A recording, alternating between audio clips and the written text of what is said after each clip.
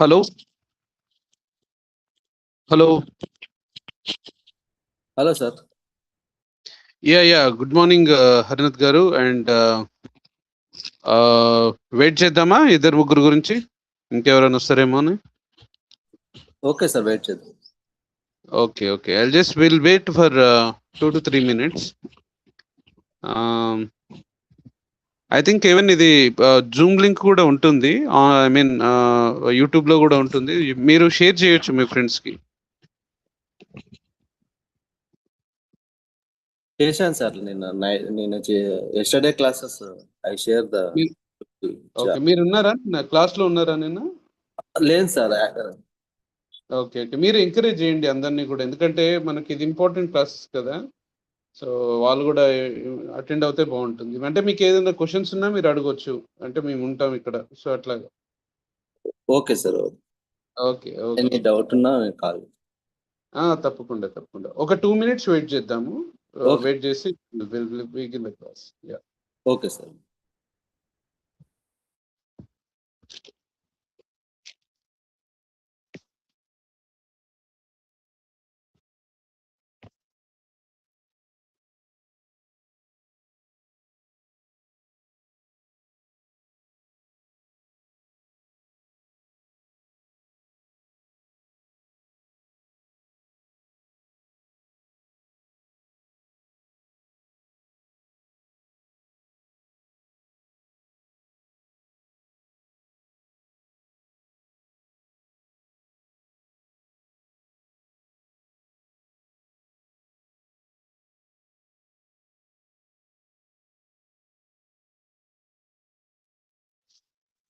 Fine. I think మనం will begin the class. Good morning everyone. In the last class we discussed at length about the social demography discipline, that what it we also discussed certain aspects of social demography subject, and in which we discussed about nature and scope of sociology, and nature of and its importance of social demography in trying to understand the population changes and growth. So in this class we will be discussing about pre-Malthusian theories of population. So what is a pre-Malthusian theory, and what is a pre-Malthusian theory, and what are the theories that exist after post-Malthusian theory, that we'll be discussing. And in this class particularly we will be focusing on pre-Malthusian theories of population. Friends, as you know that pre-Malthusian population theories refers to ideas about population growth, its relationship with resources that were developed before Thomas Robert Malthus, and who actually wrote a famous and path-breaking essay in 1798. I think it's almost 200 years back, right? So he wrote an essay called an essay on the principle of population. So that is the title of the essay. And that essay has brought revolutionary ideas in trying to understand the population growth and population changes, and whereas he also gave a relationship between the population and the ecology at large. So he discussed widely. So there are we'll be discussing about him vividly in the subsections. But however, before that, so what we'll try to understand that there are certain theories that exist before Robert Malthus. So those theories are referred as pre-Malthusian population theories. Okay, so this there are thinkers, particularly before pre-Malthus scientists, and who actually developed certain systematic demographic theories. However, those theories were not actually did not develop systematically demographic theoretical account as Thomas Robert Malthus did. But however, they discussed population in relation to state power, economy, food supply, mortality, and social organization. And pre-Malthusian theories, ideas can be broadly divided into ancient theories. Those are called Greek and Roman thinkers. And we have medieval ideas, and we have mercantilist views, and we also have early modern political thinkers. So these are the broad, ideas, that exist before Malthus. So those ideas are called pre-Malthusian ideas. So these theories generally encouraged population growth, as population was seen as a source of wealth, power, and military strength. As you all know that earlier, nowadays now we think that population is a burden, because there is a overpopulation, what it causes, and overpopulation causes the burden on the earth. The food supply is not sufficient to all people on the earth. And there were a lot of measures that were implemented by the governments, and including India and China and other countries, and who actually control their population growth. And just because that this the supply from the earth planet is not sufficient to every other being on this planet, so they thought that this population growth it will lead to a lot of turmoil and turbulence and disturbances, and hunger and poverty and so on and so forth. So those thinkers, this is our thoughts, this modern thoughts. But whereas earlier, historically, those thinkers, they actually encouraged population growth. Why? Because they thought that population was seen as a source of wealth, power, and military strength. As you all know that earlier the military, the kingdoms were used to be determined its source of strength based on the military strength that they have. It's like the more military strength they have, it's like the more power they have. So it's like that. So in a way that they encourage the population growth, and to maximize their dominance over the other kingdoms. So for example, we'll be discussing now what are the ancient Greek thinkers, and what they actually thought of about the population growth. For instance, as regards the ancient Greek thinkers are concerned, Plato, for example. So Plato belongs to 27 to 347 BCE. So what is the Plato discussed particularly on population in his big book, the famous book? It is called the Republic. So he believed that the population size should be controlled and balanced. And he also argued that too large population leads to poverty and disorder, and too small population leads to weak state. And he suggested that state regulation and of marriage and reproduction.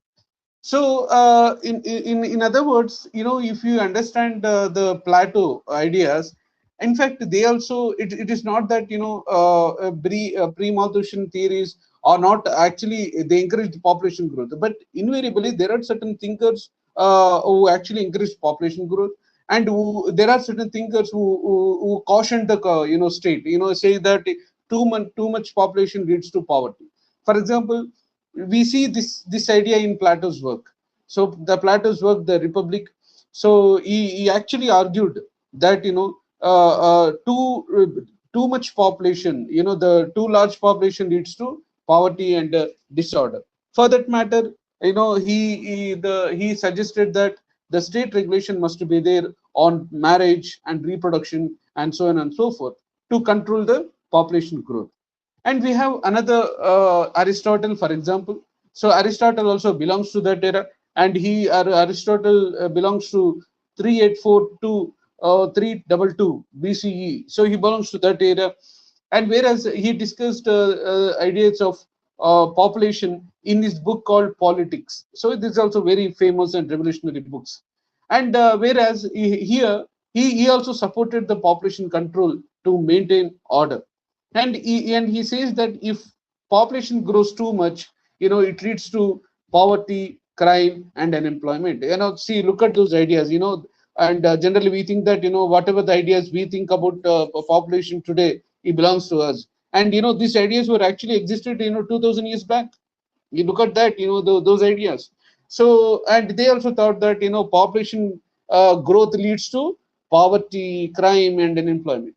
So he also suggested what? He suggested that no, late marriages, birth control, and even abortion in some extreme cases. And he also emphasized quality population rather than quantity. And overpopulation leads to social problems. And these were the key ideas they actually emphasized in their works. And you have another set of Roman thinkers, and particularly those Romans were pro population because they needed soldiers and taxpayers. And this unlike the ideas of Plato and Aristotle, but whereas these Roman thinkers, they thought that population should be there, because they thought that if there is more population, they get more soldiers, and if there is a more soldiers, they can do a dominant role on other countries or on other kingdoms, those that existed at that time. And they also saw the population as taxpayers. So in a way that they encouraged the population growth, because population growth leads to the increase of more number of soldiers. And they also thought that the if there is a more population, that also leads to have more taxpayers. So the what were the important the key ideas of Roman thinkers? And they said that they encouraged early marriages, because early marriage leads to more population. The generally the late marriages leads to no very less population. But whereas they suggested that if one wants to have more population, they suggested encouraged early marriages. And they also encouraged large families. And they also imposed, interestingly, they imposed penalties on unmarried persons. At that time, those Roman countries were actually, if those are remained as unmarried, they impose penalties on them. For example, the married couple, they paid very less tax, but whereas the single unmarried persons, they pay more tax. So this is called the penalty on them. This is called the penalty on them. So they also give rewards for families with many children. So it's like that.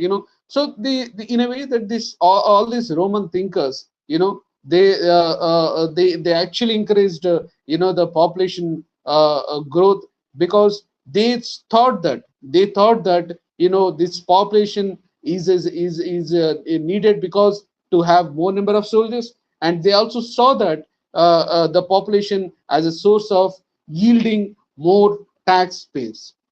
So, for example, you have the Roman emperor, very famous Roman emperor. If you can read the history books, and you'll come to know that there is a famous Roman emperor, Augustus. So he actually introduced the laws to encourage marriage and childbirth. So he's a very famous Roman emperor, and he introduced a lot of laws to encourage marriages, to encourage early marriages, to encourage childbirth, and so on and so forth. So the basic idea among the Roman thinkers were that the population is nothing but the strength of the empire. If there is a less population, there is no invariably there is a less strength among the empire. So they thought if there is a more population, the strength of the empire increases large. So and so that they can play a dominant role on other kingdoms. So for that reason they encouraged the population growth. And now slowly and slowly, smoothly and systematically, what happened that when these ideas reached medieval era, right? Medieval period, particularly we refer from 5th century to 15th century. Particularly this medieval period, lasting for 1,000 years. In this period, we'll see, are there any changes in these thoughts? Okay, are there any changes in these thoughts? And during this medieval period, population were ideas were largely influenced by religion. you know uh, uh, uh, in a way that the population idea is linked with the religion. For example, and you look at the almost all religion, including the Christianity, Hinduism, and all this Islam, and so on and so forth. All these religions. So they through the religious point of view, and in fact this religion idea dominated the sphere on the aspects of population.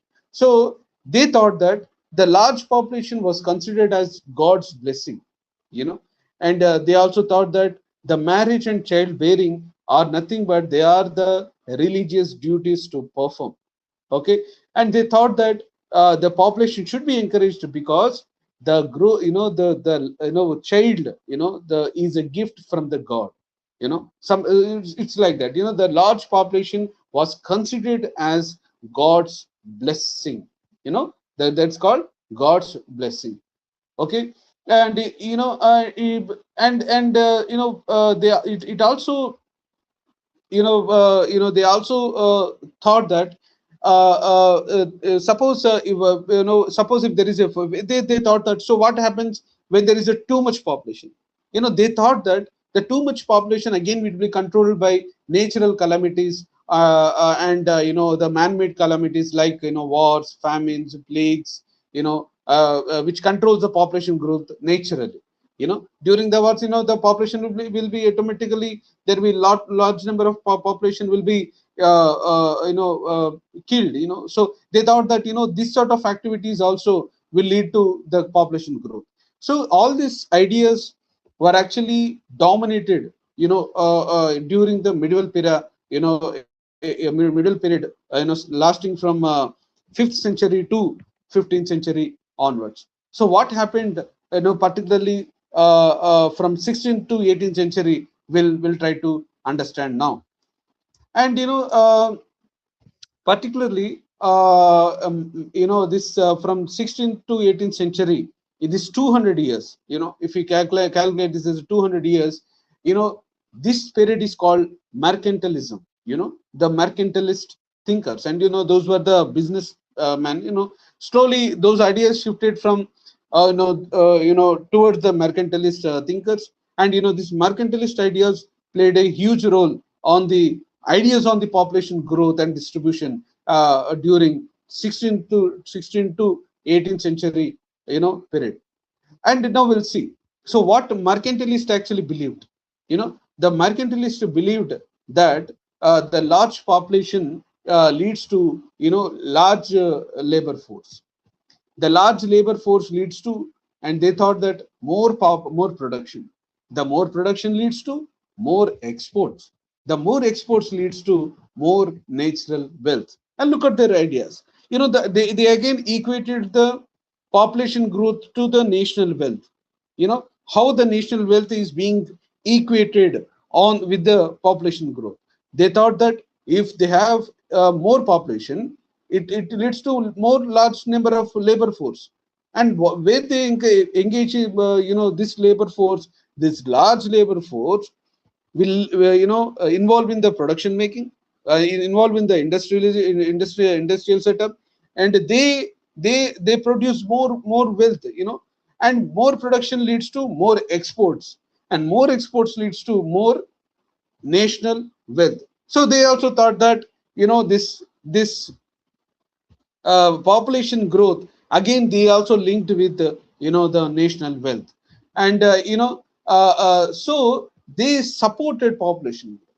They supported population growth. They also supported the early marriage systems. They also supported immigration because they thought that through immigration the national wealth can be acquired and maximized. They also thought that these large families will strengthen to have more number of children. So they supported the idea of large families. They also supported, since now we have child labor laws, but at that time there were no child labor laws. And particularly those 200 years, so from 16th to 18th century, the child labor was encouraged. The child labor was encouraged during those period. And in a way that because they thought that the child labor should be used for economic productivity. So as a result, this mercantilist, they believed that they encouraged population growth. They also encouraged early marriage systems. They encouraged immigration policies. They also encouraged large families to have and sustain. And they also encouraged the each and every person in the society to be part of economic productivity, Particularly, they also focused on the children, and invariably they supported labor, child labor, isn't it? There are a lot of key thinkers, particularly those among the mercantilist ideas. For example, you have Thomas Moon. He's also a very famous one, and Thomas Moon, and who actually wrote a number of views on the mercantilism. And we have Jean Bodin, we have William Petty. So all these scholars, they actually focused on the mercantilist ideas. In a way, there is a they encouraged population growth at large.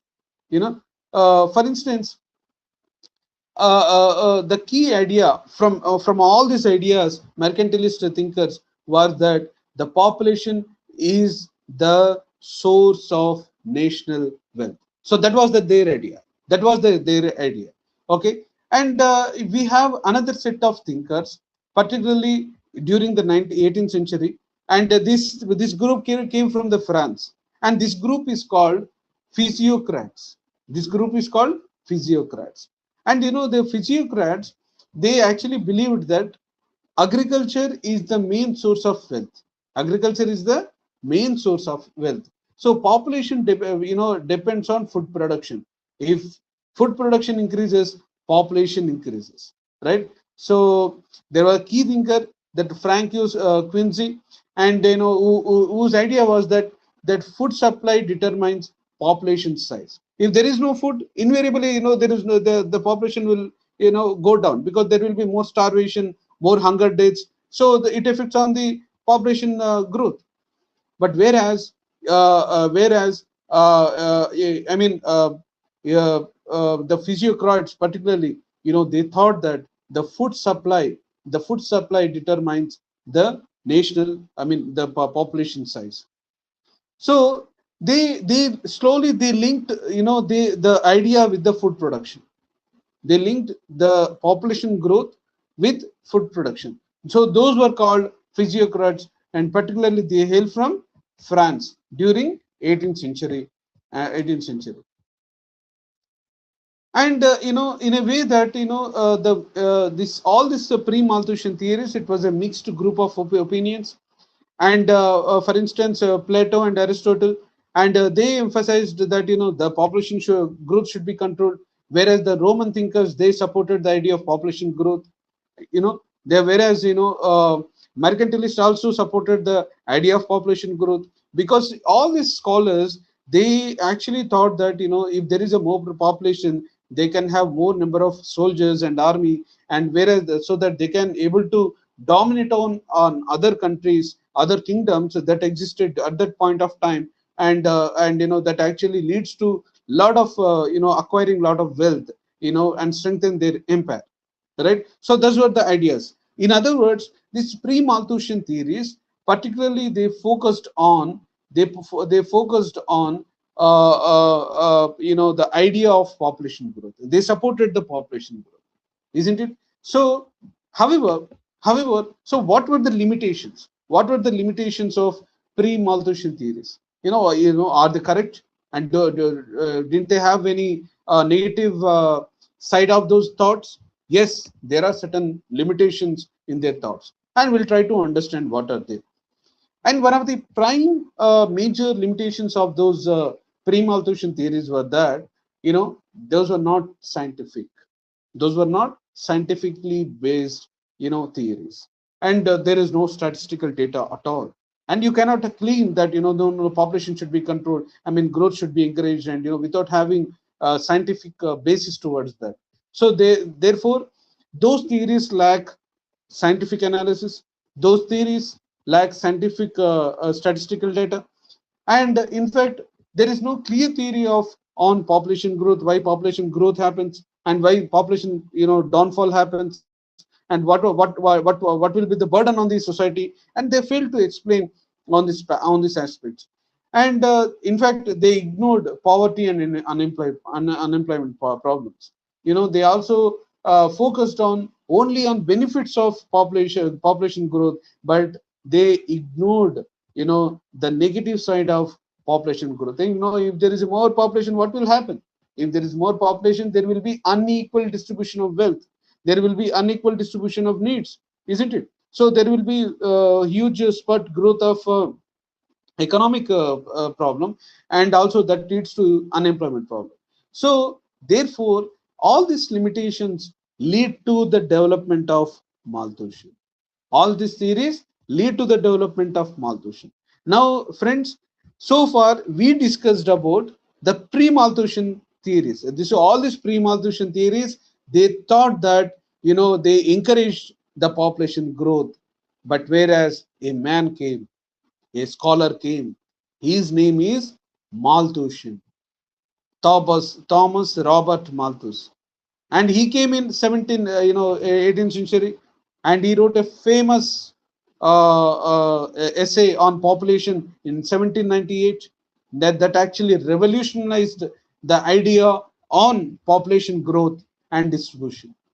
And we'll try to understand his theory also in this class, friends. So as regard the summary of this, the understanding is concerned, that these pre-malthusian thinkers believed that population growth was beneficial for society, right, economy and state power. So Greek philosophers like Plato and Aristotle, they supported optimum population, whereas the Romans and mercantilists, they supported large population, and whereas the physiocrats linked population with food supply. These ideas certainly were philosophical and economic. There is no doubt about it. But however, they lack scientific analysis in their approaches, right? Therefore, to fill the gap here, the first scientific population theory was later developed by Malthus. Was later developed by Malthus, and these were the key concerns of pre-Malthusian theories, friends. Now we'll try to understand what is Malthus theory. What is Malthus theory? Friends, do you have any questions here? I can see Navyasri and Harinath. No, sir. No. Is it clear? Are you able to understand my language? Okay, I understand. Okay. Navyasri, you. Good morning. Yes, sir. Hello. Yes, sir. I can hear, sir. Okay. Is it okay? So, are you able to understand my language? Is it clear? Oh, Do you have any yes, doubts sir. on It's this? clear, sir. Clear. Even in fact, this video will be recorded, and you can also save it on the YouTube. And I think this video will be available online, so you can also view it later also. Okay. Okay, sir.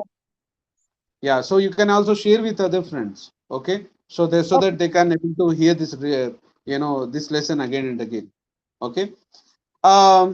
Friends, now in the later part of this class, so far we discussed about pre-Malthusian theory, right?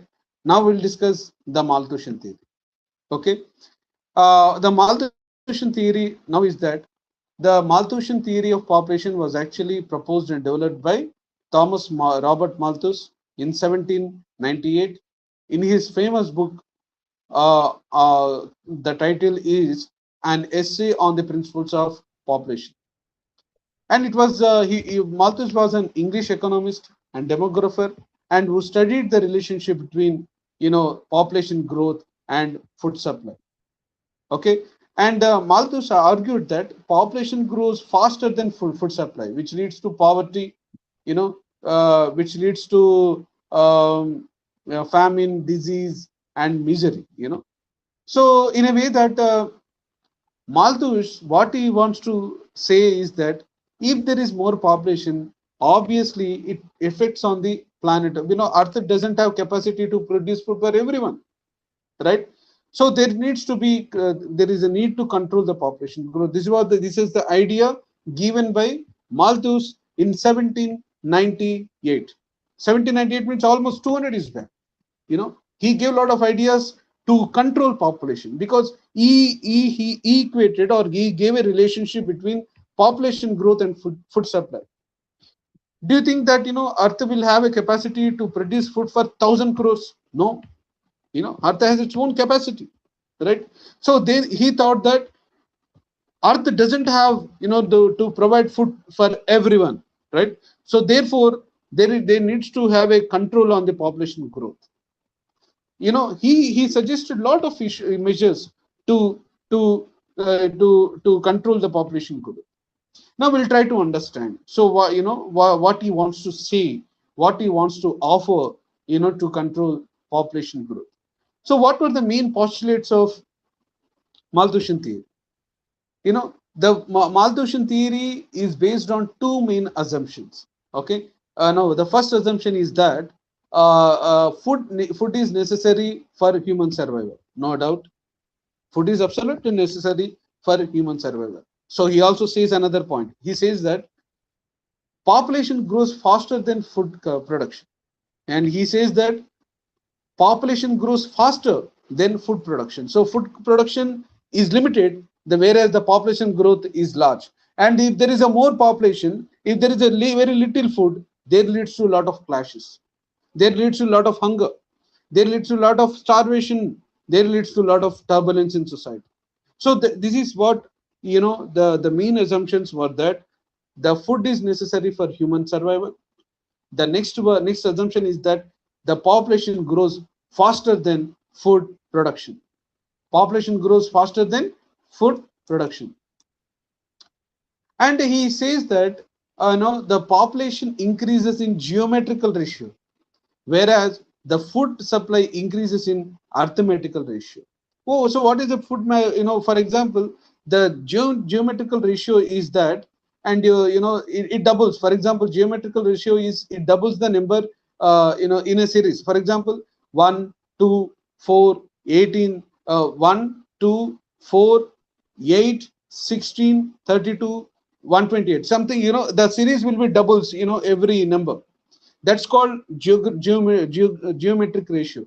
So he says that the population grows on this series: 1, 2, 4, 8, 16, 32, and so on and so forth. But whereas the food supply, he says that grows in arithmetic ratio: 1, 3, 2, 3, 4, 5, 6, 7, 8, and so on and so forth. This means that so what he wants to say here, this means that population increases very fast.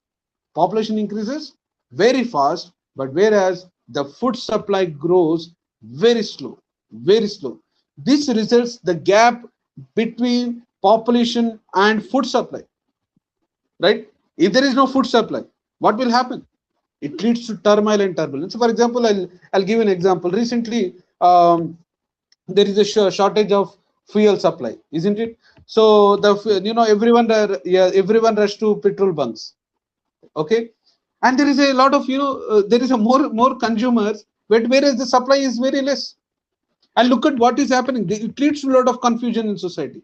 It leads to a lot of turbulence in society. It leads to a lot of disturbance in society, isn't it? So when there is a supply is very less, when there is a consumers are more, it leads to turbulence. It leads to a lot of gap between demand and supply. So Malthus, he gave his ideas in, say, 200 years back. He said that population should be controlled because the supply is very, very, very less. And you can't ask the earth to produce more and more. Earth, he says that earth has its own limits. Earth has its own limitations. And you cannot expect from the earth to give more and more, isn't it? So he said that this gap, between the population growth and the food supply, it leads to what? It leads to poverty. There is no doubt about it, because the food supply is not available to everyone. Okay, so it leads to poverty, and it also leads to unemployment. It leads to famine, and it leads to diseases. It leads to wars. It leads to misery. So this is called, this is called malnutrition. Is that this gap, which leads to creating a crisis. That crisis is called Malthusian crisis. That crisis is called the Malthusian crisis. you know and then what he wants to say, what he wants to say so Malthusian says that how to control this population, how to control this population. And Malthusian says suggested certain measures to control the population. Okay, and he says that there are two types of checks on the population. What are the two types of checks? Now we'll try to understand. One, the first check is called preventive checks. The preventive. What is preventive? The before, before the birth. లేదు. The what is the, yeah, Hannat garu. ఏంది Hello, Hannat garu. Do you want to say anything? Sir వేరే Okay, okay. You can mute. You can, yeah. Okay. One type of check is called the preventive check. Those preventive check is called the before birth. He says that before birth there are certain preventive measures should be taken to control the population growth, and we will try to see. And the first thing he suggested is that late marriages. If there is a late marriage, in which invariably it leads to less growth, less population, because the women do not have the capacity to carry the pregnancy, and because if there is a late marriage, isn't it? So he says that late marriage should be there. And he also says that moral restraint, the moral restraints, and celibacy means brahmacharyam, and all these measures, the self control, and of course the family planning methods, and so on and so forth. So these are all the called the positive preventive checks, and these preventive checks, and Malthus said that are necessary to control the population growth.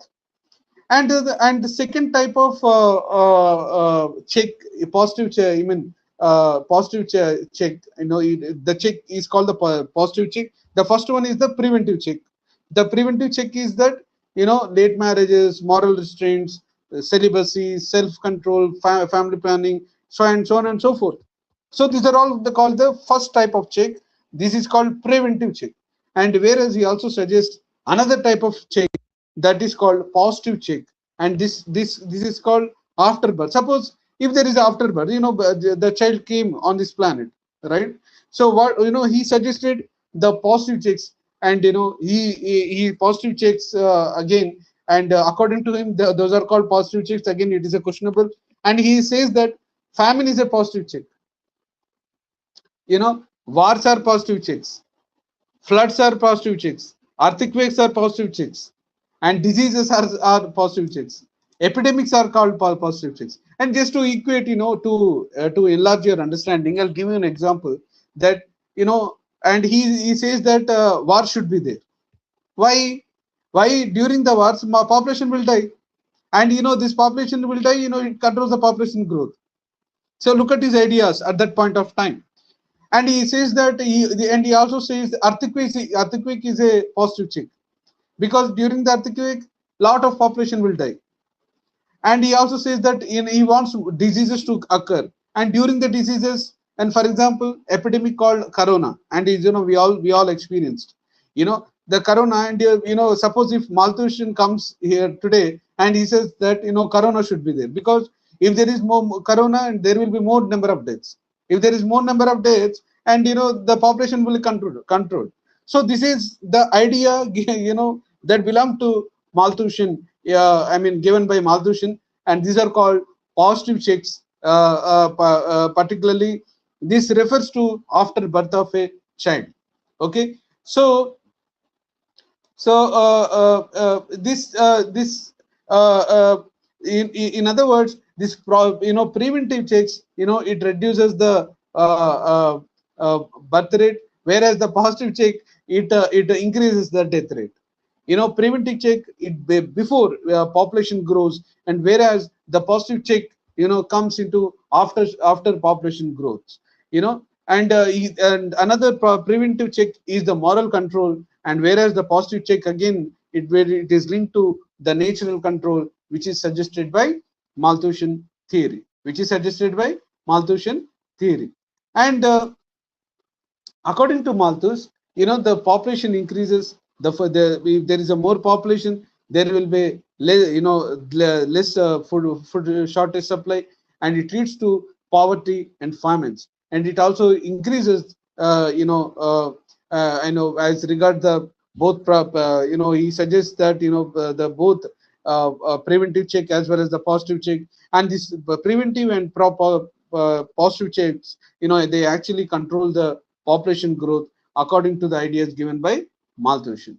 Therefore, friends, so what is the major merits of the Malthusian theory is that, of course, it is the first scientific theory of population, and whereas he explained the relationship between the population and food supply, and of course he cautioned that what will happen if there is a overpopulation, and he also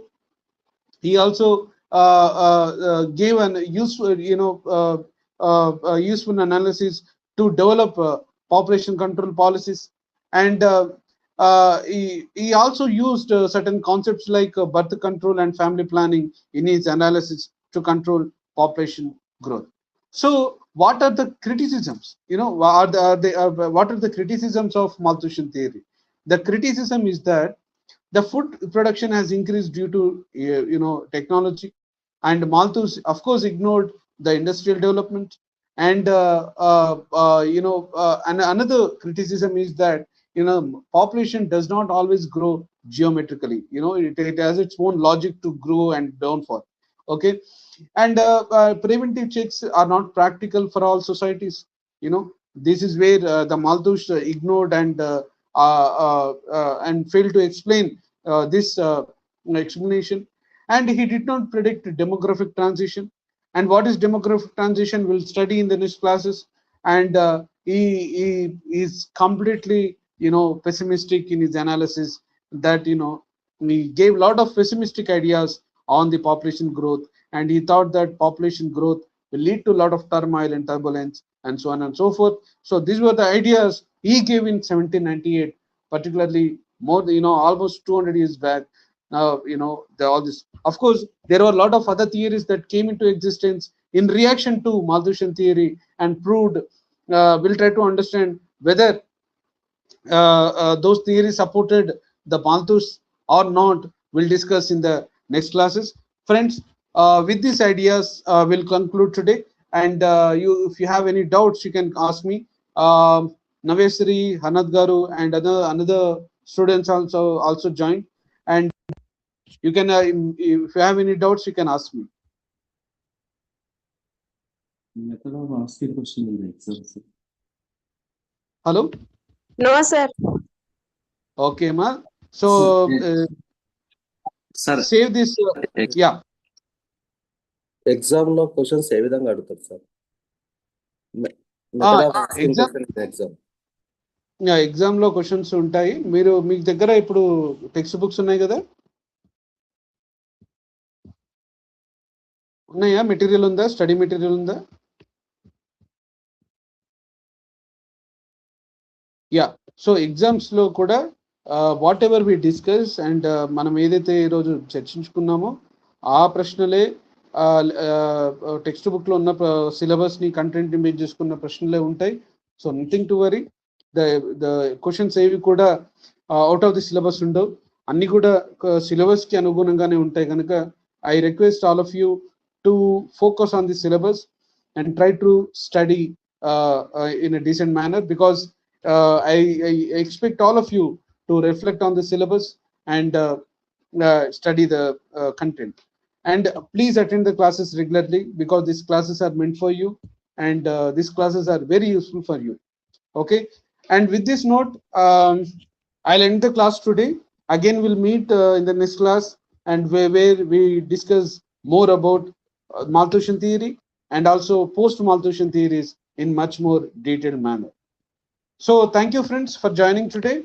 thank you sir. Thank you. Thank you. Thank you, sir. Thank you, ma. Thank you.